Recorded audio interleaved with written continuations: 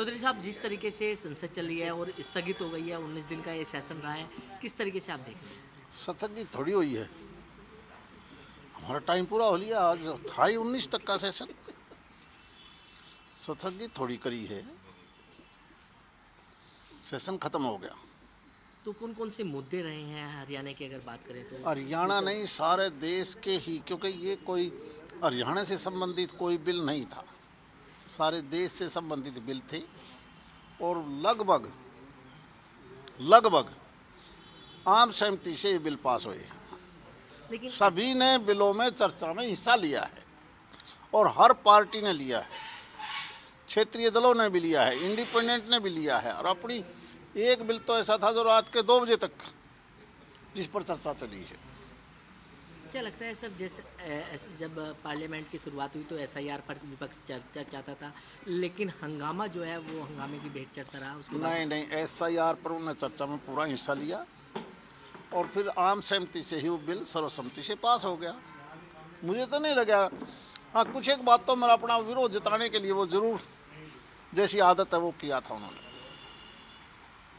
लेकिन विपक्ष मनरेगा का नाम बदलने पर लगातार सवाल उठा रहा है। उन्होंने कहा है कि अब राज्य सरकार पर जिसका भार जो है वो देखने के लिए मिला था, क्योंकि पहले 90-10 का रेशो होता था, अब 60-40 का रेशो है। ऐसा है, मनरेगा शब्द भी उन्होंने 2009 में लेके आए थे जब लोकसभा का चुनाव आया। उससे पहले ये नरेगा था।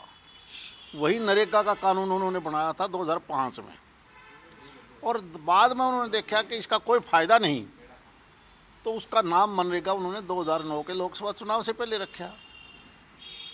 उसमें बहुत खामियां थी। और खामियां कैसी थी? उन्होंने रोजगार के लिए गारंटी तो कर दी, काम क्या करोगे, कहाँ पर करोगे, एक लिमिट बना दी। अब मान लिया किसी पंचायत के पास कॉमन लैंड नहीं है, काम करने का के लिए स्कोप नहीं है, तो क्या करेगा? झूठे बिल बनने लग गए और उसका नतीजा 32-33 हज़ार करोड़ से ज़्यादा एक साल में वो पैसा खर्च नहीं हो पाया। और जहाँ खर्च किया वहाँ ये समझ के कि केंद्र का पैसा है, उसको खुर्द-बुर्द कर दिया। आपको हजारों लाखों की संख्या में देश में पंचायतें मिलेंगी जिनके ऊपर एफआईआर दर्ज हुई। उन्होंने कहा कि हमें नहीं चाहिए। अब जब किसी काम में अगर आपकी भागीदारी नहीं होगी, किसी भी काम के लिए अगर आपकी हिस्सेदारी नहीं होगी, तो वो काम सही नहीं होता।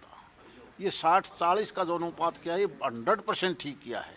ये समझ गए कि 90% पैसा भारत सरकार ने देना है, आप खुर्द-बुर्द कर दो। मैं तो इससे भी आगे बढ़कर कहा है मैंने तो कि 10% ग्राम पंचायत की भी हिस्सेदारी शामिल करो कि अपनी जब योजनाओं में पैसा लगाना है तो 10% तुम दो, 30 स्टेट दो और 60 भारत सरकार। पहले था केवल रोजगार का कानून, अब कर दिया रोजगार के साथ साथ काम भी स्थायी रूप से हो, इंफ्रास्ट्रक्चर भी गांव का बने, यानी ग्राम विकास भी हो और रोजगार भी मिले। क्या गलत किया इसमें? मैं तो कहता हूँ इससे अच्छा कानून हो ही नहीं सकता। वही 4 गुना ज़्यादा पैसा खर्च होगा, आप देख लेना। जहाँ पहले आप 30-32 हज़ार करोड़ रुपया साल का था, आज वही 1.5 लाख करोड़ के आसपास गया।